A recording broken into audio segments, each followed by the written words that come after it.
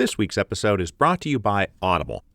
And specifically, I'm here to tell you about another podcast you might like, a new Audible original called Fiasco. As you may know, Fiasco is a documentary-style podcast hosted by Leon Neyfakh, the co-creator and original host of Slow Burn. If you like the classic seasons Leon and his team made about Watergate and the Clinton impeachment, then you'll love Fiasco. Each season, Fiasco goes deep on a huge, important issue from American history and brings it back to life through original interviews with key players and witnesses. The newest season of Fiasco is all about the AIDS crisis. It's an attempt to re-examine and reckon with the last time a deadly virus transformed American society and all the uncertainty, fear, and prejudice that came with it. You can listen to the new season of Fiasco now exclusively on Audible. Just go to audible.com/fiascopod or text fiascopod to 500 500. Hello, and welcome to Revolutions. Episode 10.95, Russian Empire, Soviet Empire. March of 1921 is quite the pivot point to the Russian Revolution. Maybe not quite at the same level as October 1793 is to the French Revolution, but as with October 1793, you can dang near tell the whole story of the Russian Revolution just by focusing on the events of this one single month. Now, it doesn't quite get you everything the way October 1793 does, but there is a lot packed in here. On the domestic front, we've got the Kronstadt Rebellion that we talked about 2 weeks ago, a story about competing visions of the meaning of the revolution, which pitted against each other not implacable enemies, but former close friends and allies from the heady days of 1917. Then last week, we talked about the 10th Congress of the Communist Party, which politically cleared the way for the uppermost ruling clique of the party to build a walled-off internal dictatorship to match the walled-off external dictatorship they were building throughout Russia. Economically, we have the unveiling of the new economic policy, which was a huge shift that can only be understood by explaining the whys and hows of war communism, the crisis of massive peasant revolts sweeping the Russian countryside, and the failure of the international proletarian revolution to materialize after World War I. And all of that is just on the domestic side of the ledger. Today, we will turn to the international scene and find that just as March 1921 is an epicenter for really important internal affairs, it was also an epicenter for really important external affairs. On almost every front, Soviet Russia's place in the world solidifies here with a series of treaties and diplomatic agreements, with historical rivals like Poland and Turkey, ideological rivals like the arch-capitalist British, as well as new nominally independent entities that wind up serving as little more than puppet states controlled by Moscow. The 10th Party Congress also set the tone for a debate inside the Communist Party about how to deal with non-Russian nationalities in their sphere of orbit. This debate pitted those who believed in a great centralized communist zone as the only way to survive in a world still run by capitalist imperialism, and those who believed that ignoring national identity and the powerful aspirations for national self-respect and self-determination was probably a recipe for disaster. So what I want to do today is go around the horn of the old Russian Empire to lay out explicitly where everyone stands in relation to everyone else as the reality of the post-revolution, post-World War I, post-Civil War international scene are fully revealed and solidified here in the spring of 1921. Geographically, we'll start up in the northwest with some of the territories of the old Russian Empire that the Russian communists would not be bringing into their fold. The Republic of Finland, for example, had declared its independence in 1917, a declaration loudly and repeatedly recognized by the Bolsheviks.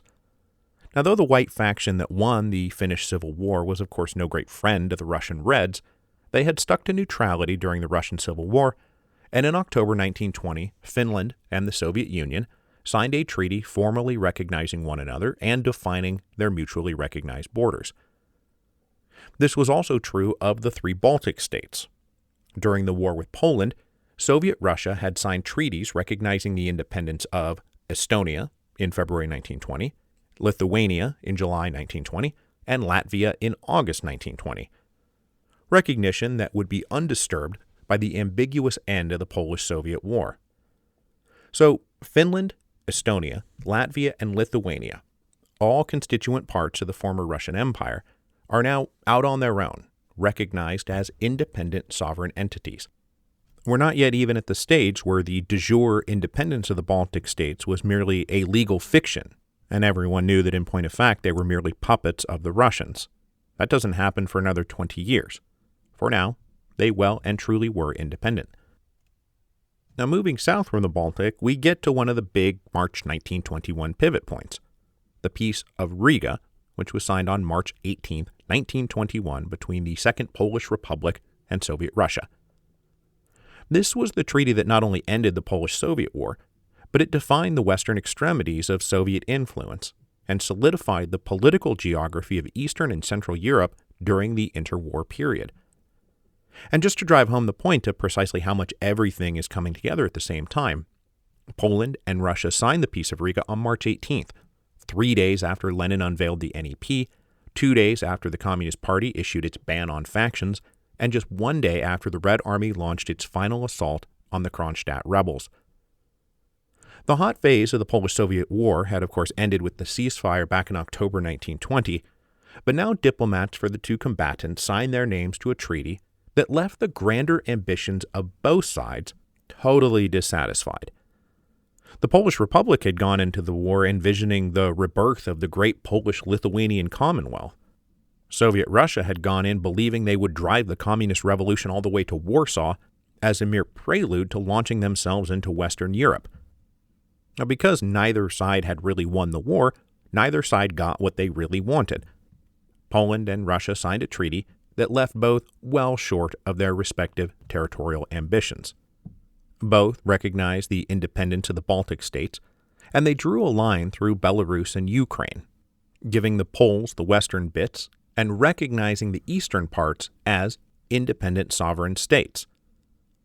In the big picture, this means that the boundaries of Soviet Russia are not going to be anywhere near the boundaries of the old Russian Empire, which, in addition to encompassing the old Baltic states, had extended all the way to Warsaw. So at the end of the day, most of what the Russians had renounced during the Treaty of Brest-Litovsk remained renounced, at least for the time being. Now this brings us, though, to the status of Ukraine and Belarus in the new order of things, a question that was debated at the 10th Party Congress, although that debate got lost in the shuffle a bit because there were much bigger things going on. The leadership of the Communist Party had decided not to annex these territories directly, but instead to recognize them as independent national republics, specifically as Soviet Socialist Republics, or SSRs. This was a bow to political reality, as Commissar of Nationalities Joseph Stalin said to critics who claimed there was no such thing as a Belarusian or Ukrainian national identity to recognize. Stalin said, "Here I have a written note to the effect that we, communists, supposedly artificially forced a Belarusian nation. This is false because a Belarusian nation exists, which has its own language different from Russian, and that the culture of the Belarusian nation can be raised only in its own language. Such speeches were made 5 years ago about Ukraine, concerning the Ukrainian nation. Clearly, the Ukrainian nation exists, and the development of its culture is a duty of communists. One cannot go against history." Lenin, in particular, was very concerned about Russian chauvinism creeping into the Communist Party. Russian chauvinism that often presented in the language of doctrinaire left-wing ideology, but which in practice seemed little different from the attitudes of Tsarist colonial officials. Now, as with all things Lenin, his opinions were driven by strategic and tactical concerns. That is, how do we grow the influence of Soviet communism throughout the world? But, for example, he had been very critical of the communist officials who had failed to establish any kind of popular base in Ukraine during the Civil War period. The quote-unquote Ukrainian Communist Party had not been founded in Kiev but Moscow, and it was composed almost entirely of ethnic Russians. They had come into Ukraine as Russians, speaking and acting as Russians, and effectively denying Ukrainian language and culture existed. Now, they dress this up in language of class conflict and international solidarity and rejecting bourgeois nationalism, but to the local Ukrainians, these Russian communists looked very different from the old Tsarist officials. So twice the Ukrainian Communist Party had followed the Red Army into Ukraine and twice gotten themselves kicked right back out again. The third time they came into Ukraine, after the Red Army rolled back Denikin for the last time by the end of 1919, Lenin issued explicit instructions to recruit ethnic Ukrainians, speak the Ukrainian language, foster and promote Ukrainian culture. Failure to do this would simply mean facing a war of national liberation led by formidable partisans like Nestor Makhno. Now, this policy may have been cynical and tactical, but it was practical, and this time the communists managed to stay. The same held true up in Belarus, and so, by March 1921, we have these recognized entities, the Belarusian SSR and the Ukrainian SSR. Clearly, they were allied with the communists in Moscow, but as a matter of legality, they were independent sovereign nations. Now, if we stay here with our Western-facing orientation, there is another critical event that drops here in the middle of March 1921, simultaneous with all the other critical events dropping in March 1921, because on March 16th, the two most apparently implacable ideological opponents that you could possibly think of, British capitalists and Russian communists, signed an economic trade agreement that turned out to be the first step towards normalized diplomatic relations between the two countries. As we saw when we were discussing the Russian Civil War, British Prime Minister David Lloyd George had soured on a policy of regime change in Russia by the fall of 1919. He cut off military and economic aid to the Russian whites, he pushed for withdrawing Allied troops from Russian soil, and lifting the naval blockades on Russian ports. Once it had become clear that the Russian Communist government was not on the brink of being overthrown, the British reassessed their policies and concluded that it was in their interest to normalize economic and political relations with them. Now, the Polish-Soviet War complicated Lloyd George's plans a little bit, but after the Russians lost the Battle of Warsaw and the threat of communism spreading into Western Europe evaporated, he returned to his policy of signing a trade deal with Russia. Months of negotiations over issues like Tsarist-era Russian debts to British creditors and ongoing communist propaganda in Western countries, the two sides finally found enough common ground that they could sign off on a deal in March 1921. The Anglo-Soviet trade agreement was just that. It was a trade agreement that regulated economic commerce between the two countries. And in no time, British investments and exports were flooding into the devastated Russian economy. And in fact, these investments and exports were a vital part of making the NEP work. But it was not yet an official political agreement. The British still withheld official political recognition from the Soviet regime. But it amounted to de facto recognition, and it signaled to the rest of the world that the post-World War I diplomatic tables were going to have a seat for Soviet Russia. So, leaving our Western-facing orientation, I now want to turn our attention south, specifically to a former part of the Russian Empire I have long neglected, the Caucasus. Now, there are good reasons that I neglected the Caucasus. Set well behind the front lines of the Russian Civil War off to the north, and with only the collapsing Ottoman Empire to their south, Armenia, Azerbaijan, and Georgia all enjoyed autonomous independence through the spring of 1920. But with the Red Army having defeated both Admiral Kolchak and General Denikin by early 1920, and with the foundation of Ataturk's post-Ottoman Empire Grand National Assembly of Turkey in April 1920, the people of the Caucasus once again found themselves squeezed between larger neighbors who had political, economic, and territorial designs on that autonomous independence. Azerbaijan was the first to fall. In the spring of 1920, the Russians' 70,000-man 11th Army started moving south towards the Caucasus. With the much smaller Azerbaijani army caught up with flare-ups on their border with Armenia, the Red Army simply marched across the border and captured the critical Baku oil fields in late April 1920. They pulled this off pretty much without a fight, partly because the British and nationalist Turks were currently embroiled in the Turkish War of Independence, so Russia's two great geopolitical rivals in the region were currently focused on the Allied occupation of Constantinople, which commenced in March of 1920. Now, the British had demonstrated some interest in taking the Baku oil fields for themselves, as the victorious allies of World War I divvied up the world's colonized resources, but ultimately they would conclude it wasn't worth the risk or the hassle. They obviously made no effort to stop the advancing Red Army, and they withdrew their last lingering forces from the area completely by July of 1920. The Turks, meanwhile, saw the Russians as potential allies in their anti-colonial war against the British, and hoped the Caucasus could serve as a conduit for supplies and guns coming down from Russia. So when the Red Army rolled into Azerbaijan, the local Turkish population rose up to support their invasion and occupation. As would happen with Belarus and Ukraine, Azerbaijan would soon be reconstituted as an SSR, the Azerbaijani Soviet Socialist Republic. The move south into Azerbaijan was followed quickly by the stalling out of the Russian advance west into Poland. Following the Battle of Warsaw, many high-ranking communists really started coming around on the idea that a frontal assault on Western Europe was impossible. But instead of just giving up, they saw huge opportunities to destabilize the Western capitalists not by staging insurrections in Berlin or Paris, but by going after their colonial possessions in Central, Southern, and East Asia.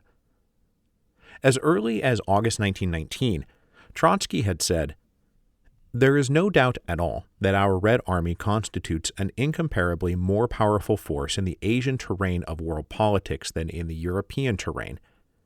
Here there opens up before us an undoubted possibility, not merely of a lengthy wait to see how events develop in Europe, but of conducting activity in the Asian field. The road to India may prove at this given moment to be more readily passable and shorter for us. The road to Paris and London lies via the towns of Afghanistan, the Punjab, and Bengal."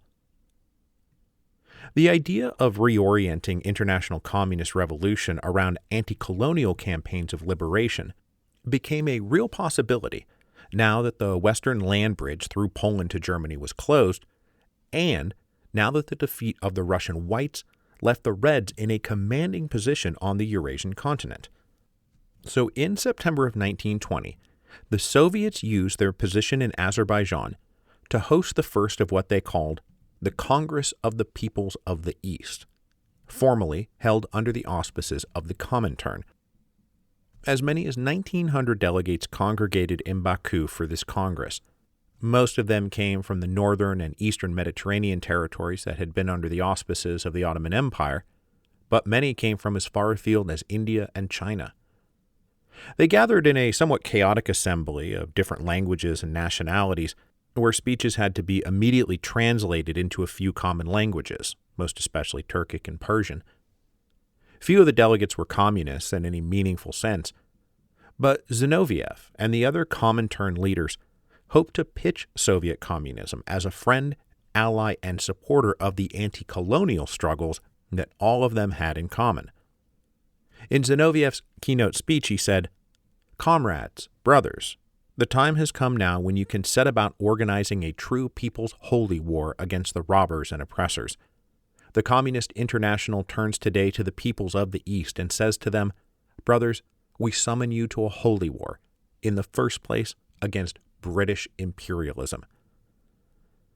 Now, an avowed atheist communist invoking the language of holy wars to a mostly Muslim audience is not exactly orthodox Marxism, but they did share a common enemy in Western European colonial oppression. And so for now, it hardly mattered if you waged war against Western imperialism on behalf of Marx or Muhammad. What mattered was waging war on Western imperialism. Now, ultimately, this Congress of the Peoples of the East turned out to be a one-off event that the Russians struggled to build much of a movement from, but it did set the tone for a more explicitly anti-colonial liberation Marxism that would spread throughout the colonized world in East Asia, India, Africa, the Caribbean, and South America. A brand of Marxism that would become more sharply pronounced as many local groups concluded that the Russians were as unable to quit their European colonial mentality as any of the Western capitalists. Now, shortly after the Congress, the Red Army made their next move in the Caucasus to ensure that that vital region stayed in the Russian orbit. Not really quitting the European colonial mentality, in November 1920, Stalin told Pravda, "The importance of the Caucasus for the revolution is determined not only by the fact that it is a source of raw materials, fuel, and food supplies, but also by its position between Europe and Asia, and in part between Russia and Turkey, as well as the presence of highly important economic and strategic roads. So, though the ideologies and justifications changed, the mentality didn't change very much at all. Now, the Soviets saw an opportunity as Armenia had become embroiled in a border war with Turkey that was founded on generations of mutual ethnic hatred, most grossly expressed by the Armenian genocide, where between 1915 and 1917, the Turks brutally drove somewhere between 600,000 and 1.5 million Armenians to death. With the Armenians on the brink of defeat to the Turks, the Red Army marched over from Azerbaijan and issued a blunt ultimatum to the Armenian government in late November: surrender to us or surrender to the Turks. Viewing the Soviets as the lesser of two evils, the government surrendered, and the Armenian Soviet Socialist Republic was proclaimed in its place. With Red Army-backed SSRs proclaimed in Azerbaijan and Armenia, this meant that Georgia, the last of the independent Caucasian states, was now surrounded. Now, Georgia was a harder nut to crack for the Russian communists, because if you'll remember from way back when we introduced young Stalin, Georgia was one of the only places where the Mensheviks had a real strong popular base of support. Georgia was not now, nor had it ever been, friendly to the Bolshevik Party. Shortly after the Red Army moved into Baku, Georgian communists had attempted a coup in Tbilisi, but it had been easily deflected by the Menshevik government. Moscow considered Georgia to be a resilient enough opponent that on May 7, 1920, they signed a treaty recognizing Georgia's sovereign independence. But it's very clear the Russian communists signed this treaty only as a delaying tactic to lull the Georgian Mensheviks into complacency. One of the few demands they put into the treaty was that the Mensheviks agree to not outlaw the Georgian Communist Party, that they would be allowed to freely organize, assemble, and publish. After the Mensheviks agreed, the Georgian Communist Party set about doing everything it could to overthrow the Menshevik government, and they were aided by the diplomatic corps sent by Moscow.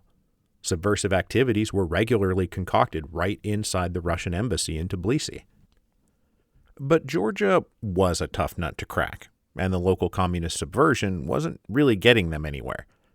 So by January 1921, local leaders convinced two key members of the Politburo, Stalin and Trotsky, that taking over Georgia was going to require external force.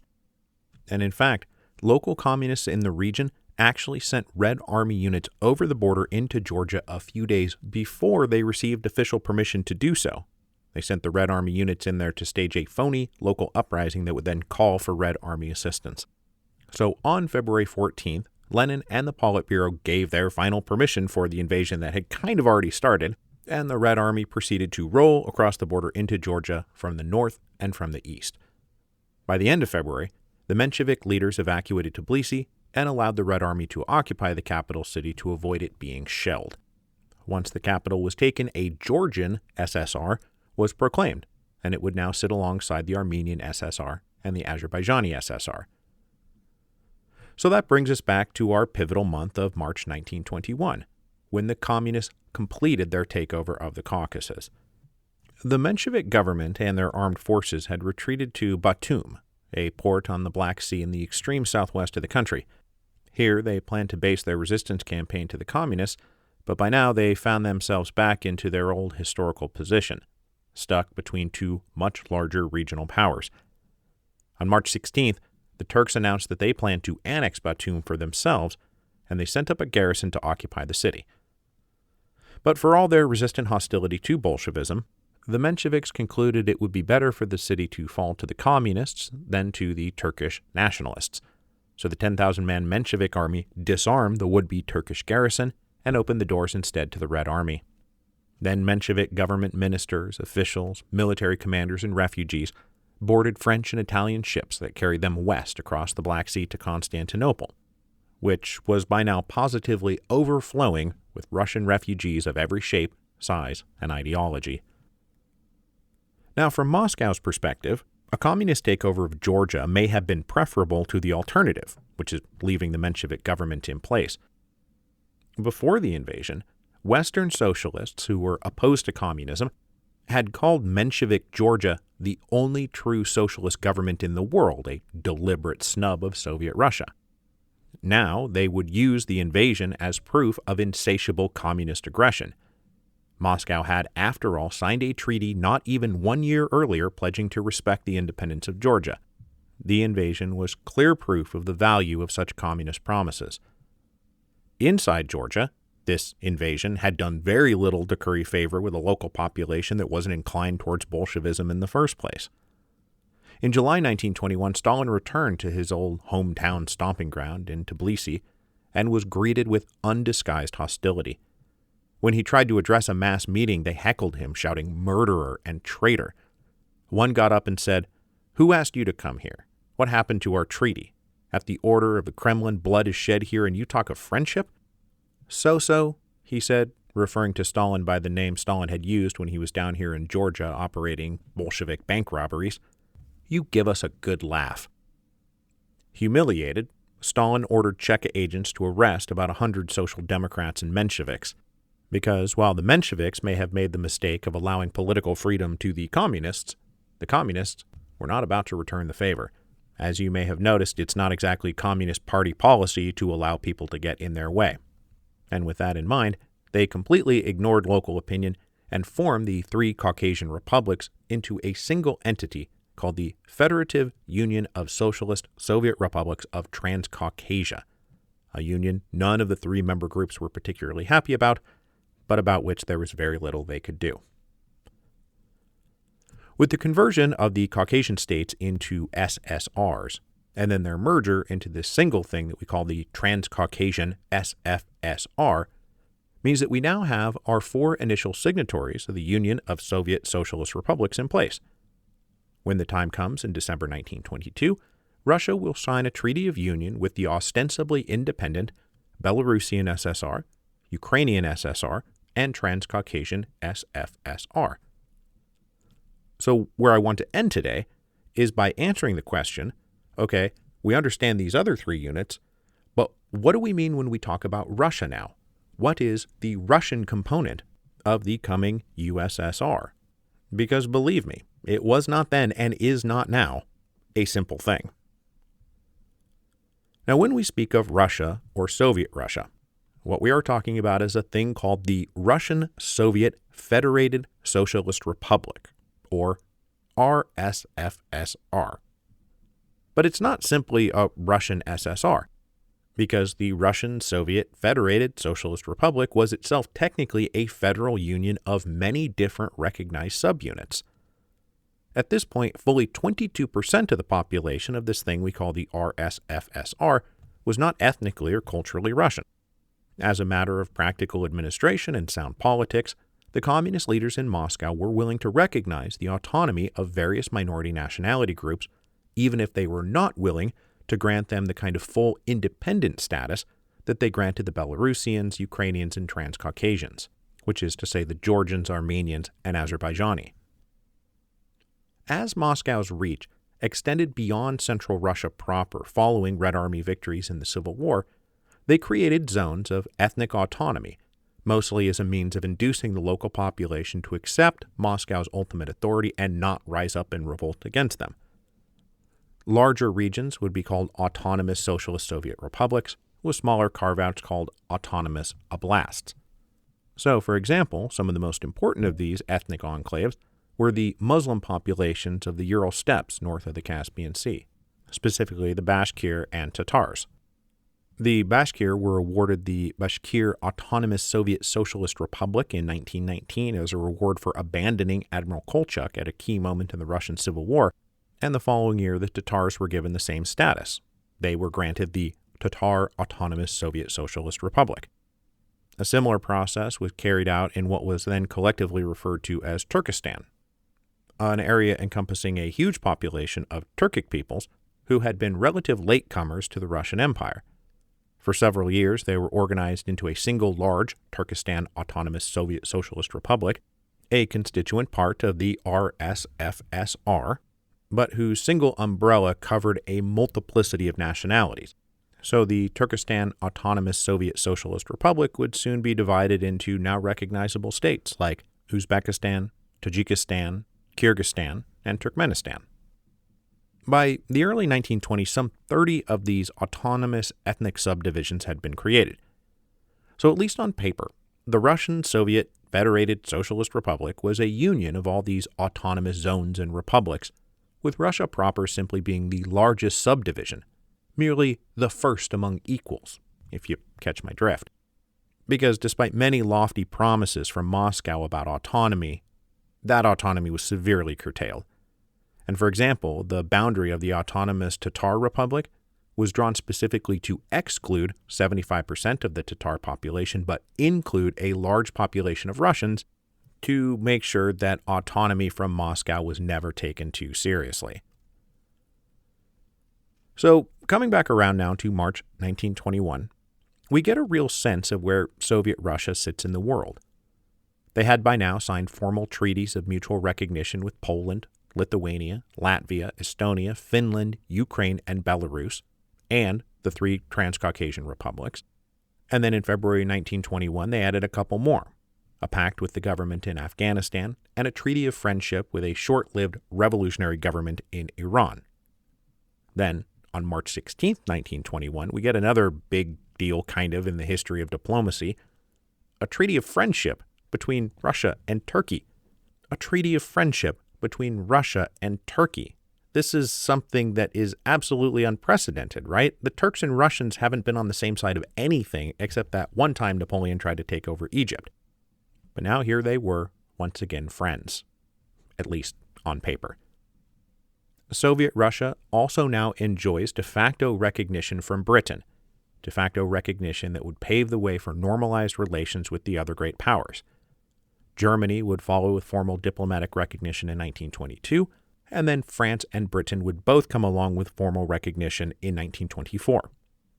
The United States would be the holdout here, doing that thing where we stubbornly close our eyes tight in the face of obvious reality. The United States will not formally recognize the existence of Soviet Russia until November 1933. The point, though, is that as we head beyond 1921, we can see that the most perilous days of revolution and civil war are receding into the rearview mirror. There are still great crises to face, but Soviet Russia is looking pretty stable. It's in fact looking like the Bolshevik Revolution of October 1917 may have been kind of a big deal, world historically speaking, after all. There will be no episode next week, as I am off to Milwaukee to do the premiere performance of this live monologue I've written. But when we come back in 2 weeks, we will wrap up the Russian Revolution. I gotta tell you, when we come back, we are entering the final set of episodes. Because following today's episode, there will be just 8 more new episodes left. Which means that we will be walking away from this at episode 10.103. So, I hope you don't feel too cheated on this final season, even though it is all about to end.